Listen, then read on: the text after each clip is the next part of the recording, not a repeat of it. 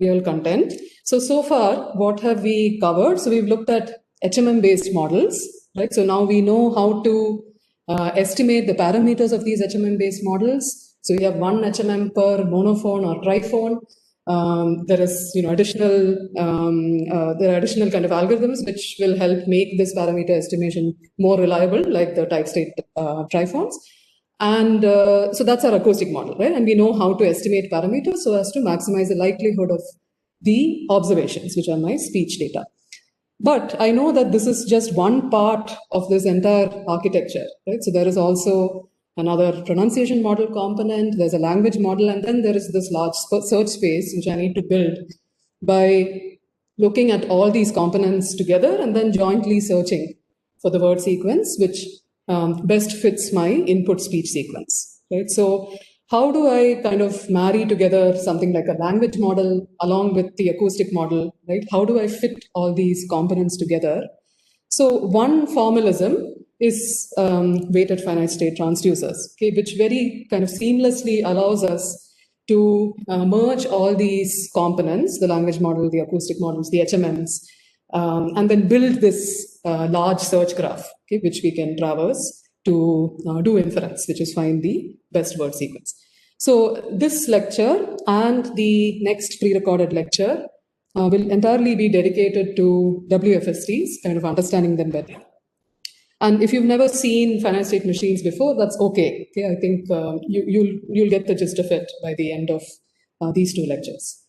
So let's start from the basics. Okay, so what is an automaton? Okay, so you can think of an automaton as a machine which has a finite number of, which has finite memory. Okay, and its functionality is that it accepts a set of strings which are over a particular alphabet, which I'm going to denote by sigma. Okay, and the role of this machine is to accept some subset of strings which come from sigma star and reject the rest. Okay, so as an example, so if my sigma is say just 0 and 1, then sigma star is the set of all finite length strings which are zeros and ones. Okay, so all set of all, I apologize for my bad handwriting, set of all finite length binary strings, right? So that's what I mean by sigma star. And a language, L, is the subset of strings which my machine needs to accept. Okay, and the complement is the subset of strings that I'm not interested in, the machine is supposed to reject. So equivalently, I can represent this as a function which looks like this, which is that it takes a string in the domain which comes from sigma star, right? And it needs to throw out a 0 or 1, where 0 indicates that I'm rejecting that string and 1 indicates that I'm accepting that string. Okay, and it's a finite state automaton to say that this is a finite memory machine. Okay, so if you think of a physical machine, so say you have a machine which has, say 3 knobs, okay, which can be either turned on or off, then there are 8 states in this particular machine because there are 2 raised to 3 combinations, right, that these knobs could be in. So there are 8 states in this machine, and these are the kind of finite states. You know that there are not going to be any other additional states that you need to consider. Okay, so that's what we mean by a finite state automaton. And this is entirely its functionality, that it needs to accept a certain subset of strings and reject the rest. Now let's slightly modify this. Let's move from a finite state automaton to a weighted finite state automaton. So the only addition is that now I no longer just accept a string, but I also output a particular weight which is associated with that string. Okay, so here the weight can be a probability, but it can be any arbitrary weight. It can be any score which accompanies your string, which is accepted by the machine. Okay, so this is a weighted automaton. Of course, weights only make sense to strings that you have accepted. Okay, so it automatically means that the rest of the strings which don't have a weight, you are rejecting. Okay, so this is a weighted automaton. And the last kind of machine of interest is a weighted finite-state transducer, okay, which we abbreviate as WFSTs. So a weighted finite-state transducer now, along with producing a weight, it also outputs another string, which could possibly be over another alphabet. So the alphabet could be sigma. It could also be a completely different alphabet. So here, for example, your input string is some alpha, beta, gamma, and your output string is going to be some ABC with an accompanying weight for this particular string having been produced as an output. So another way to think of the transducer is as a weighted automaton, except your weights that you're producing as outputs, they are coming from a more complex class. Okay, it's no longer just real valued numbers, but it's real valued numbers along with some output strings. Right? So that's another way in which you can think of a transducer as a weighted automaton with a more complex weight space. Okay? And here, so here now you're looking at two strings. Okay, so there is a string X, say, and a string Y, and you want to find the weight associated with X producing Y as an output. The input string X producing the output string Y as an output. So this is a weighted transducer. Okay. All right. So now, when are finite state machines useful? They can be used to represent functions which read the string one symbol at a time, and like I mentioned, operates with a fixed amount of memory. Okay, so at any particular moment during the functioning of the algorithm, the machine, it can only be in one of finitely many states, irrespective of the length of the input string. Okay, so this is for any such functions, you can build weighted finite state machines. And another reason why weighted finite state machines are desirable to kind of represent your problem is that it allows for lots of efficient algorithms to reason about the machine. Okay, so things like inference. So given a particular input, alpha, beta, gamma, which is the output string which has maximum weight? Okay, so I can ask such questions if I have a particular weighted finite state transducer. And there are efficient algorithms which will give me the answers to such questions. And you can already see maybe a connection between a question that I just asked and the kind of decoding problems we are interested in, right, when we are building ASR machines. So there are efficient algorithms within this WFST formalism which allow us to answer these questions and do it in a computationally efficient manner. Okay. All right. So why WFSTs? Because it seems like the finite state might be a limitation, but actually it turns out it's quite powerful as a formalism, and not only in ASR, right? So which is why I kind of spent 2 lectures kind of abstracting away everything to do with ASR. And just talking about WFSTs because it's a very useful formalism. You can even use it in other problems involving natural language. Computational biology is another area where finite state machines are quite popular. So there are a bunch of machine learning applications which can make use of finite state machines. So another one desirable property of WFSTs is that simple WFSTs can be combined to create complex WFSTs in a very seamless manner. Okay? And these simpler WFSTs are very easy for us to comprehend. And using the existing WFST algorithms, they can be combined in order to represent kind of the entire problem that we are interested in, which is a speech recognition system.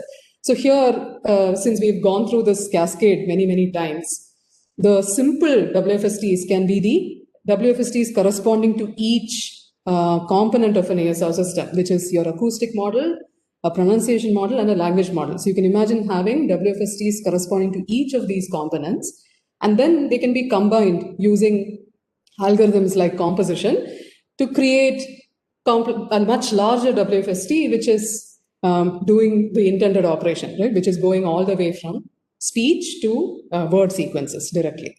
So this, of course, all of this we'll cover in a lot more detail. And like I mentioned, there are lots of efficient algorithms which are available to, especially to do inference. And there are also actually algorithms available to train the models. And there are also good toolkits for WFSTs, which you can use for any problem, okay, which don't have any domain-specific dependencies. You can just use it. I will, in the next slide lecture, I'll actually maybe take 5-10 minutes to show you one such toolkit and how you can quickly kind of play around with that toolkit. All right, so now let's talk more about the structure of our WFST. What are the various elements and so on. So here are the main elements of a finite state machine. You have states, you have a start state, okay, which typically is denoted by the state number 0. Okay, and this is for convenience sake, so that, and so moving forward, if you see a 0, you can assume safely that that is a start state. And even the toolkit I mentioned, right, they kind of assume that the start state is 0. And you have additionally what are known as final states. Okay, so there's usually just a single start state, and you can have any number of final states. You have transitions which go from one state to another. In a finite state transducer, you will have two sets of symbols which appear on the transitions. You will have input symbols which come from some input alphabet. So here I'm denoting that by sigma.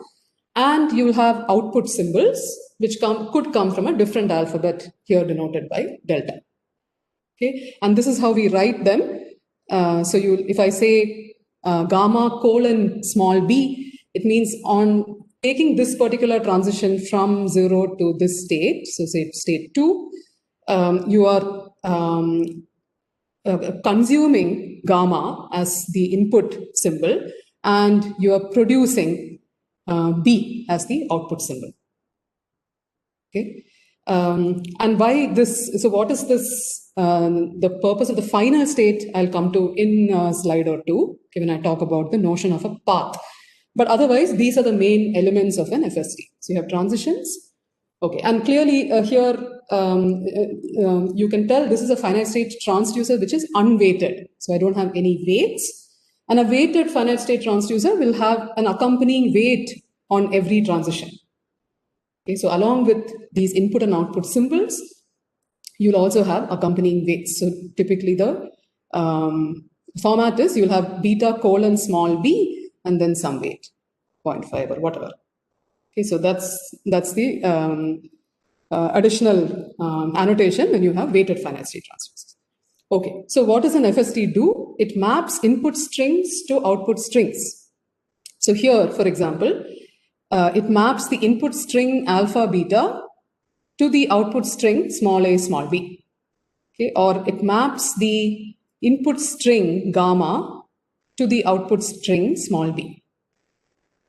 Okay, so let's talk about what a path is, and then I can go back there and talk about input strings and output strings. So a path is a sequence of transitions from the start state to any final state. Okay, so this is the notion of a successful path.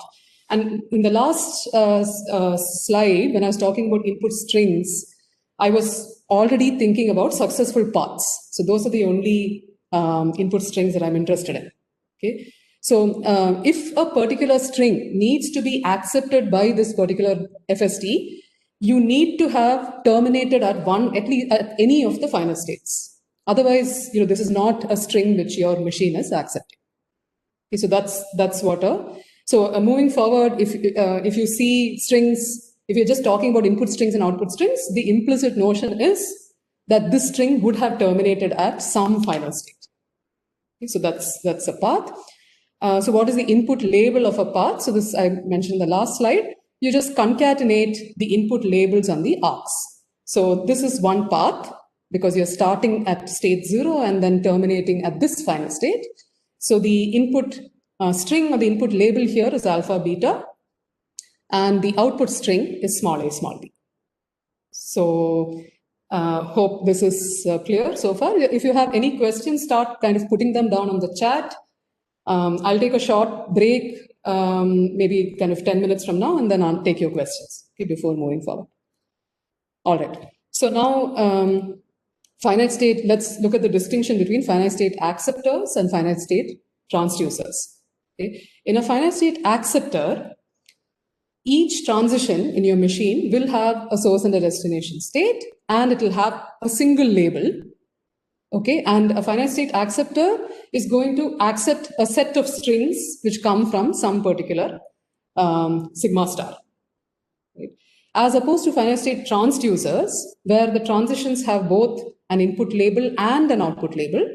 And now the FST actually represents a relation, which comes from sigma star times delta star. Here delta represents the output alphabet. So this we've already kind of informally discussed. I'm just saying this out more concretely. So the acceptors you don't have the notion of an output string. You just have strings in a particular alphabet which you are accepting, and then you might have a corresponding weight associated with that string once it's accepted. Finite state transducers also have a corresponding output label for your input strings. So FSAs can be thought of as a special kind of FST. So if you think of, on every transition, if the input label is identical to the output label, then that is essentially a reduction to an FSA, right? So you're accepting an input string, and then you're producing exactly the same string as part of your output as well. So an FSA is a special kind of FST. Okay. All right, so here's an example of an FSA, which accepts three strings, which is C, A, and AB. And this is an equivalent FST, which accepts these three strings, C, A, and AB, and outputs identical strings. Okay, because you can see that the labels on the transitions have this kind of identity map, right, where the input and the output symbols are the same. Okay, so here's like a silly kind of FST, but we can just kind of walk through it. So here the input alphabet is two words, yelp and bark. And this actually students always have, initially at least, always have a doubt. So the alphabet can be anything, right? It can be individual characters like this, like your small a to small z. It can also be words, right? Entire words. So the tokens or the symbols can be anything. It's up to you to define what your alphabet should be. So here I'm saying my input alphabet is these two words, just yelp and bark. And my output alphabet are these the letters a to small z, small a to small z. Now here's a very crucial, critical symbol, which is this symbol epsilon. It's a special symbol. And it's very useful because it allows us to make a move without consuming any input symbol. So here, when I'm transitioning from 0 to 1, so say that I can only make this transition after consuming the word yelp, right? So only if my input string, the first word in the input string is yelp, can I make this transition from 0 to 1. But the transition from 1 to 2, I can make, because my input is epsilon, so I don't need to consume any input symbol. I can freely make that transition, and I can produce whatever the corresponding output symbol is, and so on. So here, anywhere where epsilon appears as an input symbol, I can freely take that particular transition without worrying about consuming any input symbol. And similarly, just like you have epsilons on the input side, you can have epsilons on the output side as well. And so it'll have very similar semantics. So just like you can traverse a particular arc without consuming an input symbol, if your epsilon appears on the output side, then you're not producing any symbol on that particular transition, right? So that it's very much the same semantics. Yeah, so you can do both. You can either have epsilon on the input side, or you don't produce an output, so it'll be on the output side. So what is this machine producing? Yelp. So you'll have, so here are the kind of strings, the transform strings which this particular machine accepts. So it'll accept yelp, and it'll produce YIP, and then see it ends at this particular final state, right? So this is a legitimate string which this particular machine produces.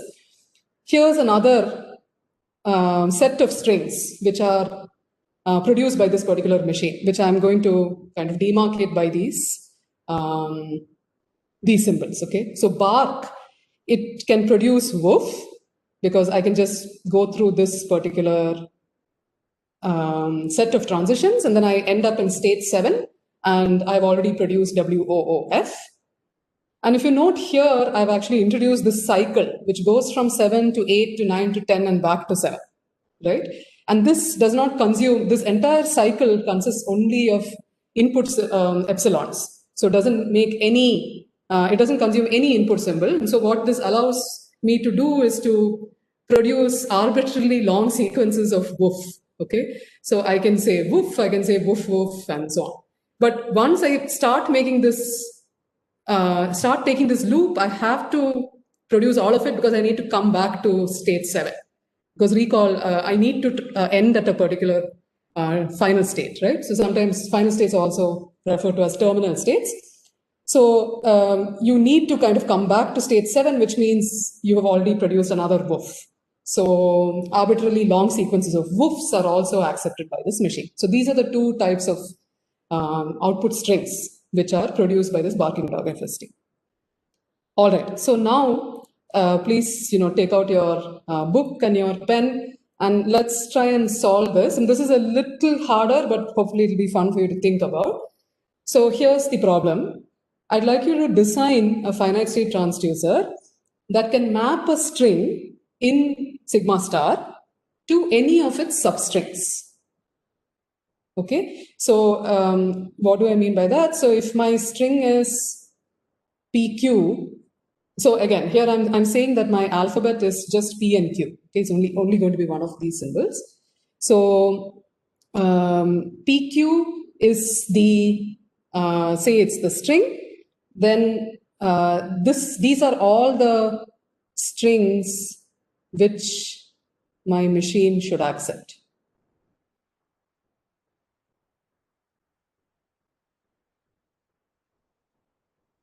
So these are all the substrings, right? Including the empty string, which is my epsilon. So PQ should map to epsilon, PQ, and PQ itself. So I hope the question is clear. So I want you to design an FST which can take a particular string in sigma star and it will map it to any of its substrings. So let's take 5 minutes and please think about it. Yeah.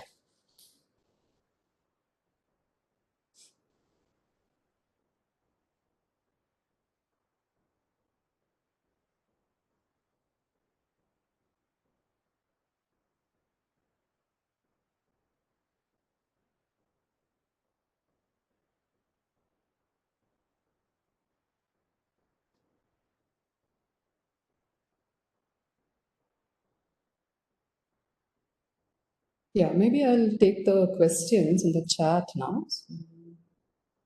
Or would that be distracting for all of you while you're thinking about this? Maybe I'll come back to the questions.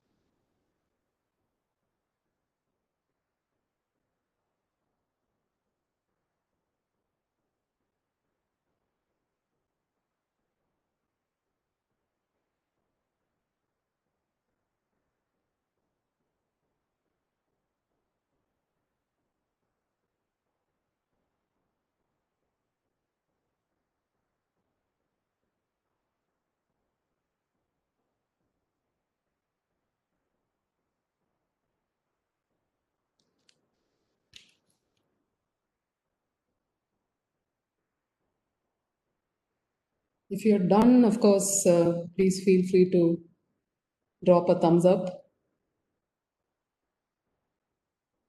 Let me give you a small hint, okay? There are the best kind of machine. There are 3 states in this machine. Okay, so I see 1 thumbs up. More showing up. Okay, then let me take the question so far. So one question is it the same as Mealy-Moore machines? Yes. So let me recall. I always get confused. Yeah, so Mealy machines are ones where the output values depend both on the state and the current inputs, right? So this is more like Mealy machines. Moore machines, they're only determined by the current state. So yes, you're absolutely right. So the same thing can be, there are two ways in which instead of having the labels on the transitions, you can also have labels on the states themselves. So this is more like Mealy machines, the formalism that I just discussed. The next question for transducers, isn't the correct notation something like F sigma star going to, no, not delta star cross W, because W is a real valued number, Mohit. So here the alphabets so actually the FST is a relation, right? Where the strings come from the cross product between sigma star and delta star. Delta star and W is real valued, right? So there are infinite values. So this is not exactly the right notation. Yeah. So think of FSTs more like a relation. The next thing is, can we use epsilon and output symbols? Okay, so I already answered that. Are FSAs and FSTs equally powerful? So FSTs, like I mentioned, you can also produce output strings, right? So FSAs are kind of a subclass of FSTs. So you can build FSTs which are equivalent to FSAs. So FSTs are more powerful. The next question is, do we need to have an extra loop, or can we just have a transition from, I'll have to go back, just from state 7 to state 4? Absolutely. Yeah. You can have a transition go from state 7 to 4, right, on epsilon. Yeah, this is perfectly fine. It gives you, it's an equivalent machine. Yes. And the other question is, FST is non-deterministic? Yeah. So hold on to that bit for a while. So we'll talk about non-deterministic machines. We'll come to that. We'll also be talking about determinization and so on. So I'll discuss this in much more detail. So same input cannot go to multiple states. As in, you can have the same input. You can have transitions with the same input which go to multiple states. That's perfectly fine. Okay, but when you're leaving a particular state, you have to terminate in one other state. So it's a tuple of states. I hope whatever your question was, it got answered either way. So you can have the same input go to multiple states as part of different transitions. Yeah, that was my question, ma'am. Okay. Yeah. That absolutely. That is perfectly fine. Yeah. Okay. I think enough time has passed. Shall we go ahead and look at what this machine would look like? So this is the machine. Maybe some of you got it. Of course, there's not a single answer to these kinds of problems, right? But this is a natural way of kind of building such a machine. So you have, so this is how at least I think about it. So if you want to take a string, map it to its substrings, then you want something which can strip off prefixes, right? And something which can strip off suffixes. And the rest of the part, you're just going to leave it as is, right? So the stripping of prefixes part is handled by this particular set of transitions. This handles the stripping off of the suffixes. And here, this is just identity. When you see P, produce P as output. When you see Q, produce Q as output. And then here, you can also, take these epsilon transitions and then go directly from state 0 to state 2 so that you can produce the epsilon string, right? So that is also accepted. An epsilon string, the empty string is also accepted by this particular machine. So here, even if you didn't immediately get it, maybe think a little more about it, spend some time. I'll also maybe give you more additional problems in the coming lectures. In the next live lecture also, we'll solve some problems to give you a little more practice. All right. So now let's look at the notion of a weighted path. Okay, this is when things get interesting. So like I mentioned, weights can be probabilities, but they don't necessarily have to be probabilities. They can be scores. They can be any costs which are incurred in mapping an input sequence to an output sequence. Okay, so these scores can also be, if you really want to work with probabilities, the scores can be negative log probabilities, meaning you will have kind of large non-negative values, right? If you're looking at negative log probabilities.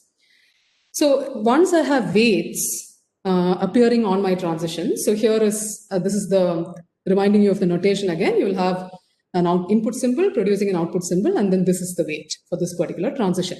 So now when I construct a path, right, how do I accumulate the weights along a path? So this has a slightly detailed answer. So let's look at a natural notion of accumulating weights along a path by considering a finite state machine which is probabilistic. Meaning here, if you consider all the transitions which leave state 0 on a particular input, so here this is alpha, then all the probabilities should sum to 1.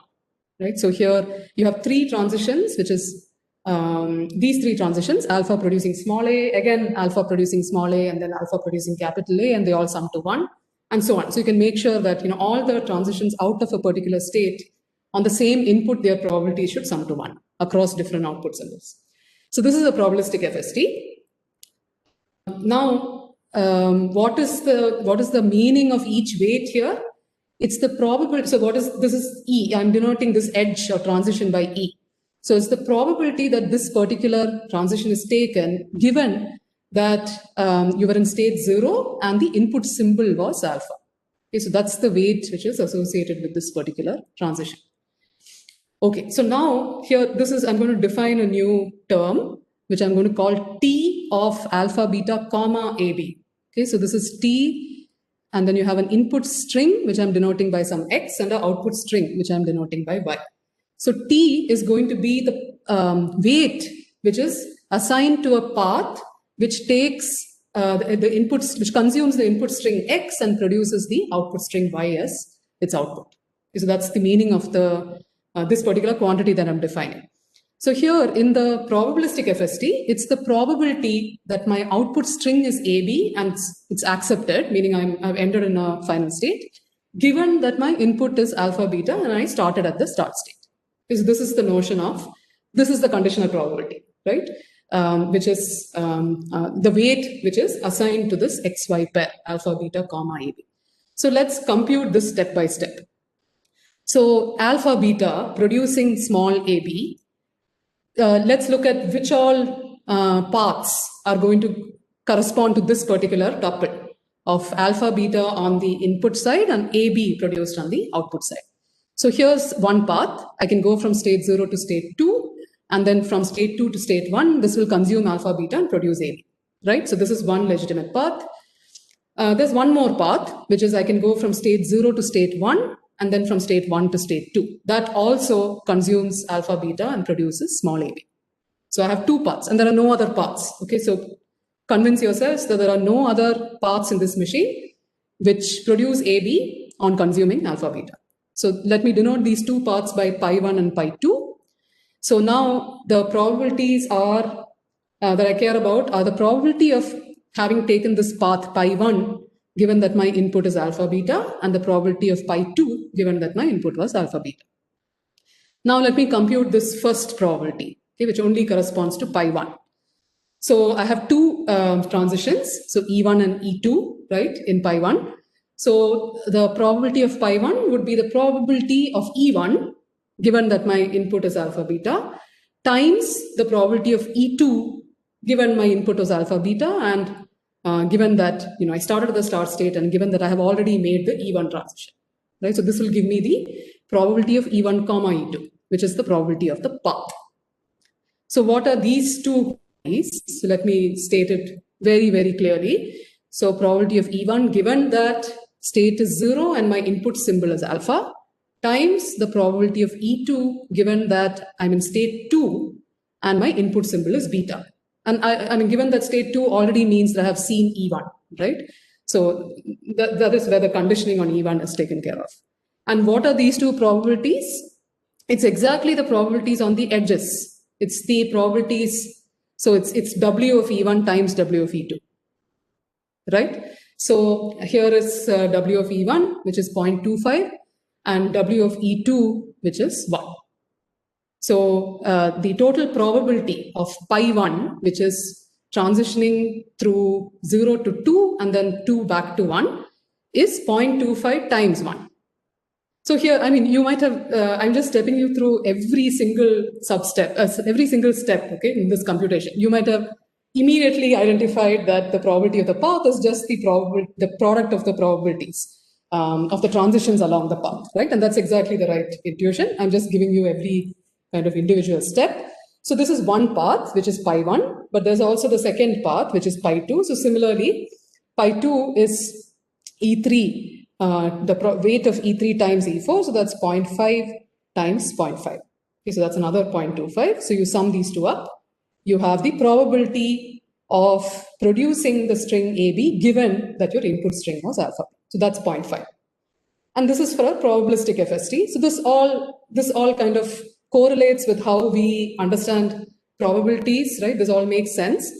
But like I mentioned earlier, all machines needn't be probabilistic, right? I can just have scores appear on my machines.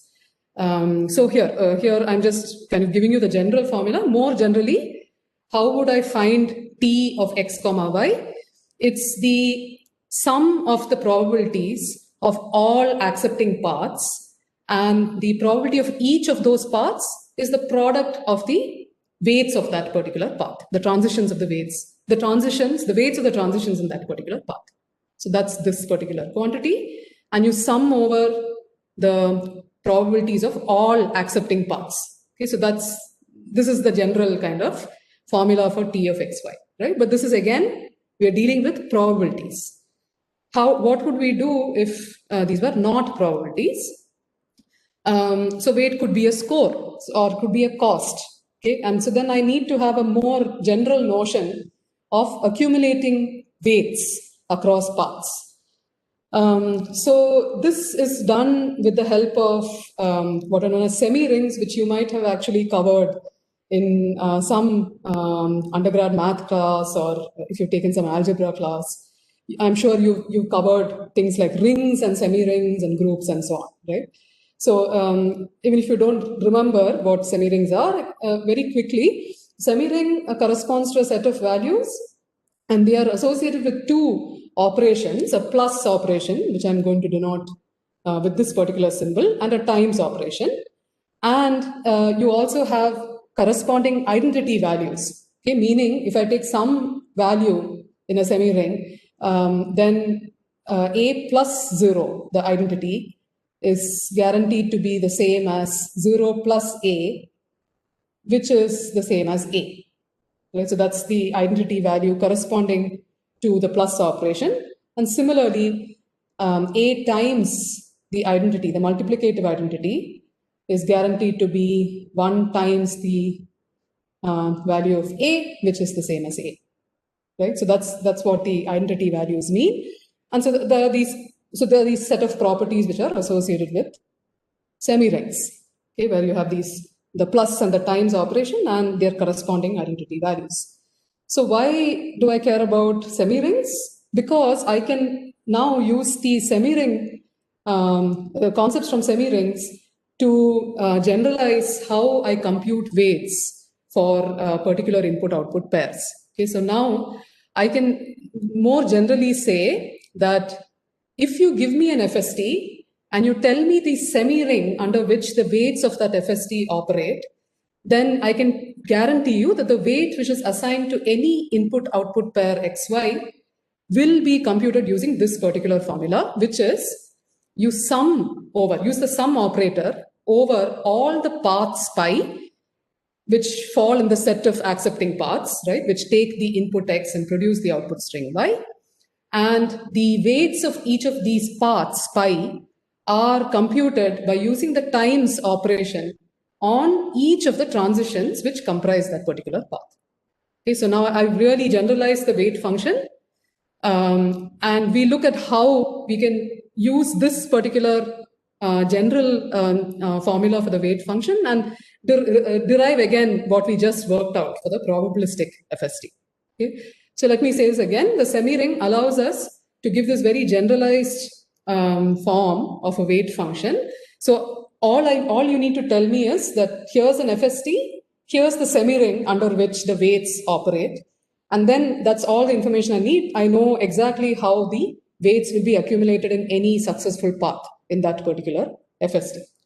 So now using this, why this is interesting is that you can build interesting semi-rings under which the weights can operate. Okay, so I'm going to just pick out 4 interesting semi-rings. So the very first is just a Boolean semi-ring. Okay, so under this, you can almost think of this as an acceptor. Okay, it'll take a particular path, and so there are no underlying kind of weights. It is just going to accept a particular string, or it's not going to accept a particular string. The second, so it's answering a question. If I'm given an xy, is there a path for xy or not?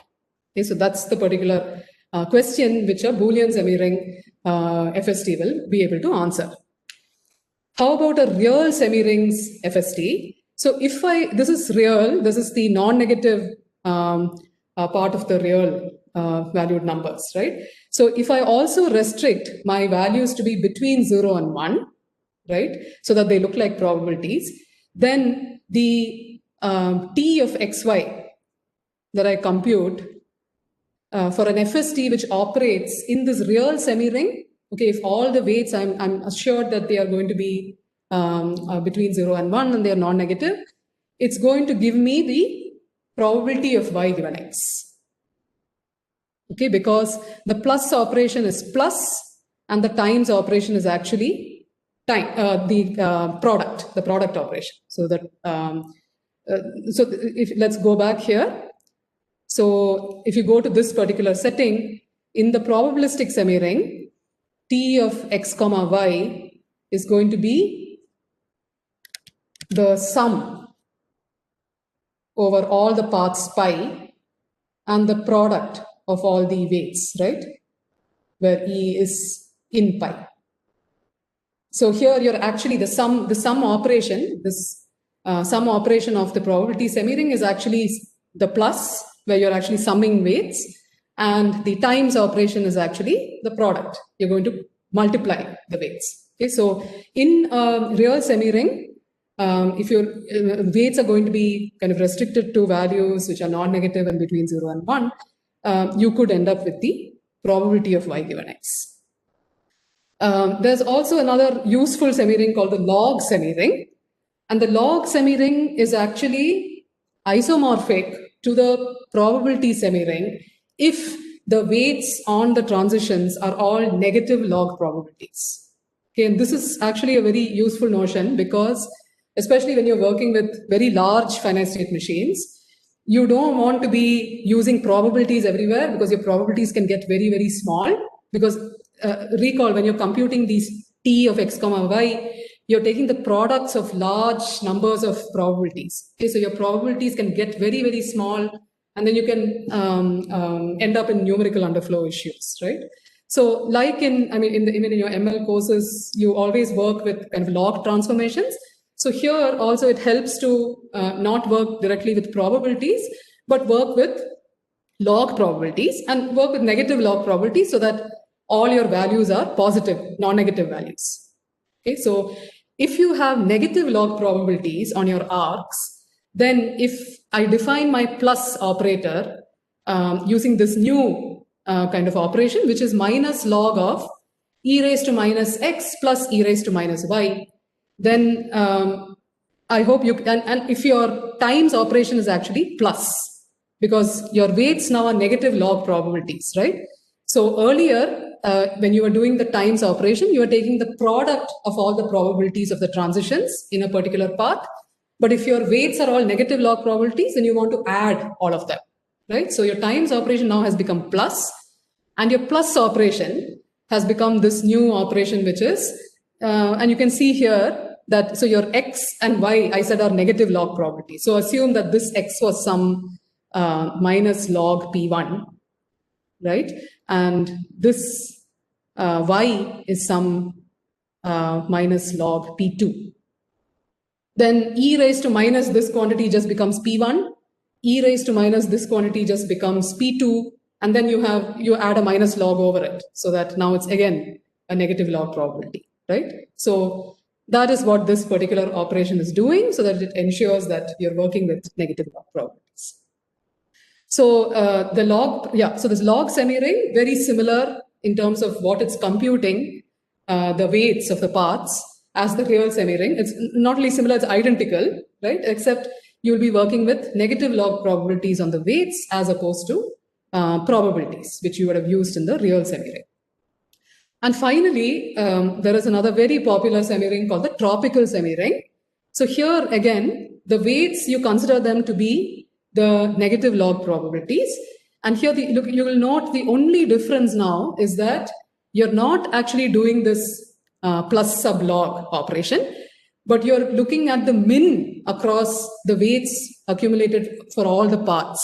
Okay, so now your plus operation has actually become a min. So here I'm calling this a Viterbi approximation of the negative log probability of y given x. So I'm not actually kind of computing all the possible paths which consumed x and produced y, but I'm only looking at the most probable path which consumed x and produced y. Okay, and why is it most probable? Because I'm looking at min of negative log probabilities, which translates to the most probable path, right? So if I look at kind of various different paths, which all have negative log probabilities on its transitions, then the min across all the different paths will give me the most likely path, because that will translate to the most probable path. So let's look at some examples. Hopefully that will kind of give you some practice. So here, let's look at a very simple machine. So the weight of a path here is just the product of all the transitions in a particular path. So here I'm telling you that I'm operating under the tropical semi-ring, meaning that the times operation is now actually going to be sum and the plus operation is going to be min. Okay, so what is the weight of this path pi? It's the times operation applied to 0.5 and 1, right? So I'm just going to sum those two weights and it's going to be 1.5. Similarly, if I look at the sequence x comma y, right? So here I'm saying x is the word and y is the sequence of two characters, small a and small n. Okay, so I'm looking at all the paths which consume this word and produce a and n. So there's only one such path, right? So it'll be the min of that path, and then there are no other paths. Okay, so it's just going to be 1.5 because there are no other paths.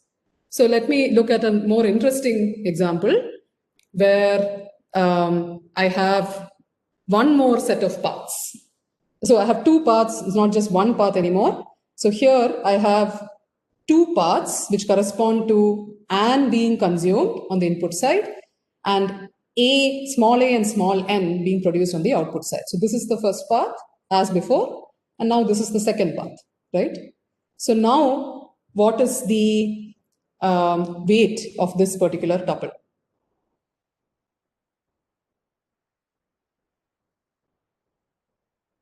So hopefully you already computed it. So the path 1, what is the weight of this particular path? It's just 1.5. Path 2, what is the weight of this particular path? It's 0.4. And you care about the min of these two particular paths, right? So the weight of these two particular paths is 1.5 and 0.4, but you only care about the minimum weight path, right? So this is, it's going to be 0.4. All right. So now what is the shortest path? So here recall, I already mentioned that T of xy is the sum over all pi's which are coming from your set of successful paths. and there are weights associated with each path, which is computed by the product operation, which holds over the weights for each individual transition, which is in your pipe, the path pipe. Okay? So in the tropical semi-ring, since plus is actually a min, the min operation, this T of xy ends up being the weight associated with a single path, right, in this set of paths, because I only care about the minimum scoring path across all the paths. And so then this is a shortest path. You'll need an invocation of a shortest path algorithm. So you just want to find the path which has minimum weight, right, across all the paths.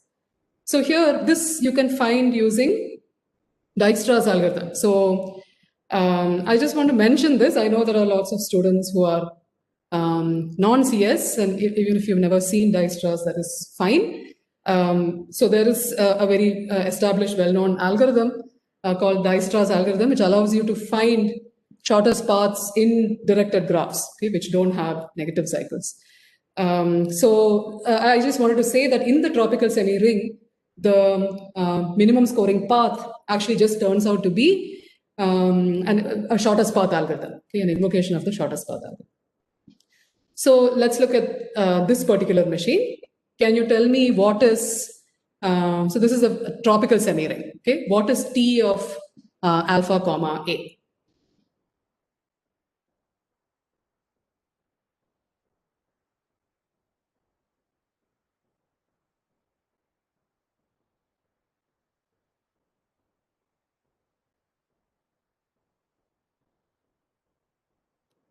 Okay, so what is T of alpha comma A? Let's see, here you have, that's right, someone has written 2.2. So you have one transition going from 0 to the final state, which consumes alpha, produces A, that's 2.2. And then you have another transition which also consumes alpha and produces A, but its weight is 3.5. So now again, note that, look at the values, okay? And this is still a probabilistic machine, but these are all negative log probabilities, which is why you have values that look like this, right? 3.5, 5.5, and so on. So what is the min between these two? It's this. So this is 2.2. How about T of alpha alpha comma AA? If you found it out, just post the answer. You know, anyone who's found it out, just post the answer.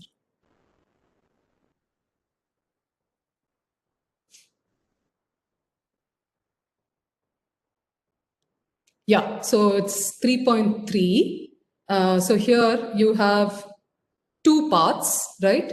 There is, you're going from this state to this state. So you have alpha and then you're producing A, and then you can take the self loop. So that's one. And the other path is you can go from 0 to this state and then go from this state to this state, right? So that's 5.3 because it's the sum of these two weights. And here it's 3.3 because it's the sum of 2.2 and 1.1. And so because you care about the min path, the min weight path, your answer will be 3.3, right? Okay, so I think, yeah, at least some of you have got the hang of it. So that's the kind of shortest path. Here I'll cover a couple of more operations which are useful in finite state machines. So one is inversion. And it's exactly like the name suggests, you just want to swap the input and output labels in each transition. Okay, and if there are any weights which are on these transitions, you just retain those weights. So here, if this was my input FST, then after inversion, this is my output FST. Okay, I just swap the labels.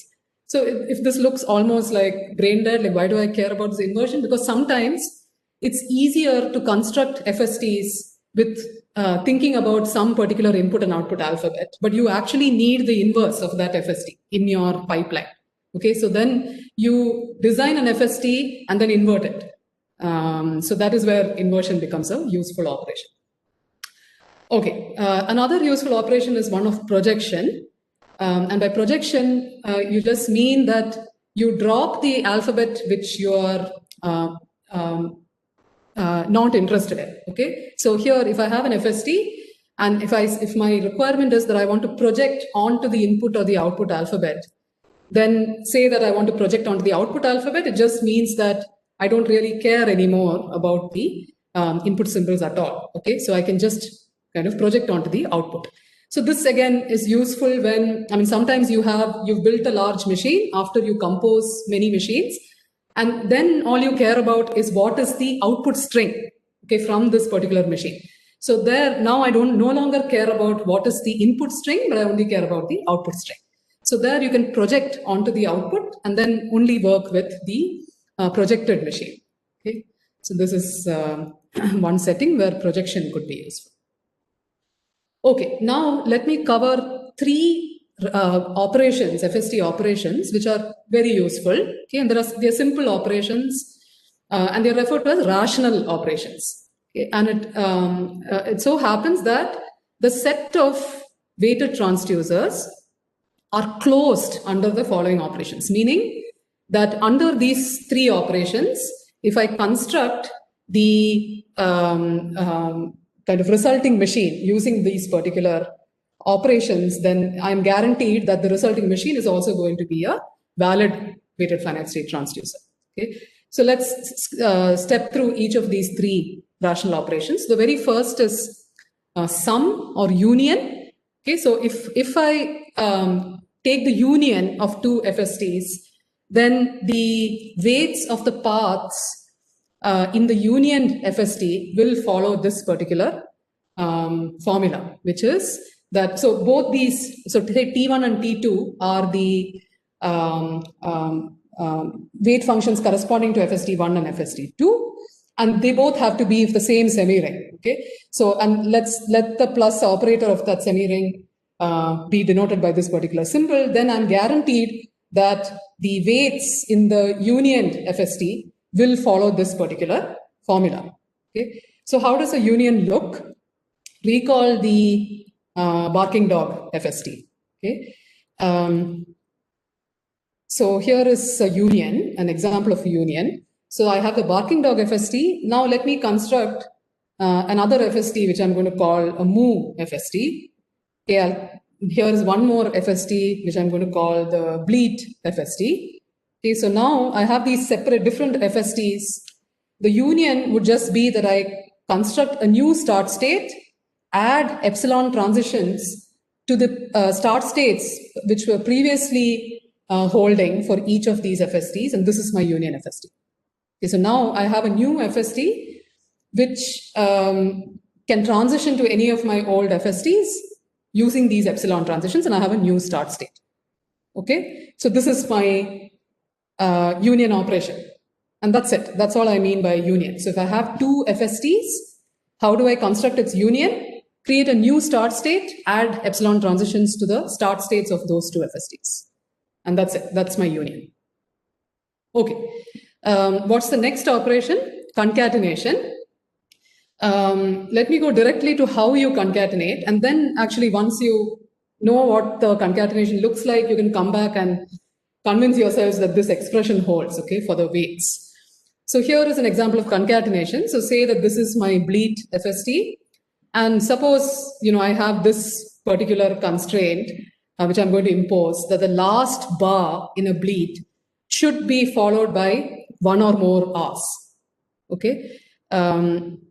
So I have this is no longer a legitimate string which my FST accepts, because this is the last bar in a bleat and it should be followed by one or more R's.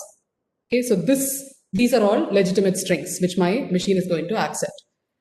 Then in this case, I can create another small FST which just does this, right? It doesn't consume any input strings. It just keeps producing these R's. And then I can concatenate these two FSTs to satisfy this particular constraint. Okay, so this is now a concatenated FST. So what is this? Let me go through that step again. So the concatenation is that earlier this used to be the final state in my machine. Now I'm removing that as the final state, and I'm adding an epsilon transition from the previous final state to the start state of my new machine. Okay, so this is the concatenation operation. And finally, there is the closure operation. Okay, and the closure operation just says that, okay, here is, so let me continue with this example. So here's my animal farm, which was just the union of these three silly machines, right? The yelp, moo, and bleat machines. So closure is that, so this here, note that I'll produce a moo, and then once I reach this particular final state, I have to stop, right? There is no way out for me once I have reached this particular final state. So in the animal farm, say that I want to allow arbitrarily long sequences of sounds, meaning that I can say yelp or bark, and here once I commit to one of these branches, then there's no way out for me, right? I have to stay within that particular branch. So if I've taken yelp and bark, I have to stay within the top branch, and similarly with moo and bleat. But with closure, and what closure allows is that from the final states of each machine, now I'll add epsilon transitions back to the start state, meaning I'm going to allow now arbitrarily long sequences of these particular strings to be accepted. Right? So here, now after I have produced a moo, I can come back to the start state and I can start all over again. Right? So I'm not kind of committing to one branch as before. So you might wonder, okay, why are these? So this, let me actually leave this as a small exercise for you. Now that you know what these three operations are, kind of go back and convince yourselves that these expressions, the weights in these machines, right, which after closure, after concatenation and union make sense. Okay, so let that be a short exercise. So why is this useful, these kind of rational operations? It's that you can easily combine the simple FSTs into more complex and larger FSTs. So let's look at a very pertinent example. So if I want to build an acoustic model WFST, okay, what I have in hand are actually these HMMs, right? One for each triphone. And you can think of these HMM states and just each of these individual HMMs as being weighted finite state machines, right? Because this is consider, so you are taking a sequence of input symbols and you are producing an output which indicates which triphone you are producing, okay, which is here in this case it's A minus A plus B and so on. For now, don't worry about this alphabet, okay, this F0, F1, F2, F3. Here I've just kind of, these are used to indicate acoustic indices. So these are indices back into your speech signal. But this notion I'm going to clarify much more in the coming week's lectures. So don't worry about this alphabet F0, F1. But the output alphabet is going to be symbols which are denoting which triphone I'm in. Okay, so I have one triphone FST corresponding to each HMM for every triphone. But I have, these are all standalone machines, right? Currently, the way it stands, I have these standalone kind of FSTs, one for each triphone. So if I do a union of all these FSTs and then do a closure, this is what it will look like, right? So what do I do if I want to do the union? I create a new start state. I add epsilon transitions to the existing start states of all these individual HMMs. And then I do a closure, which is from these end states of each of these HMMs, I can transition back to the start state. So now what is this larger machine allowing me to do? I can transition through various HMMs, come back to the start state, go to another HMM and so on. So now I can produce a sequence of triphone labels as my output. Right, so I hope everyone sees how kind of union plus closure allows me to take each of these individual HMMs, right, and apply a union and closure on them so that now I have one large, what I'll call acoustic model FST, which allows me to produce a string of triphones as the output. Okay, so these rational operations kind of easily allow me to do these kinds of combinations. Okay, so with that, okay, it's already 6:45. So let me conclude with this.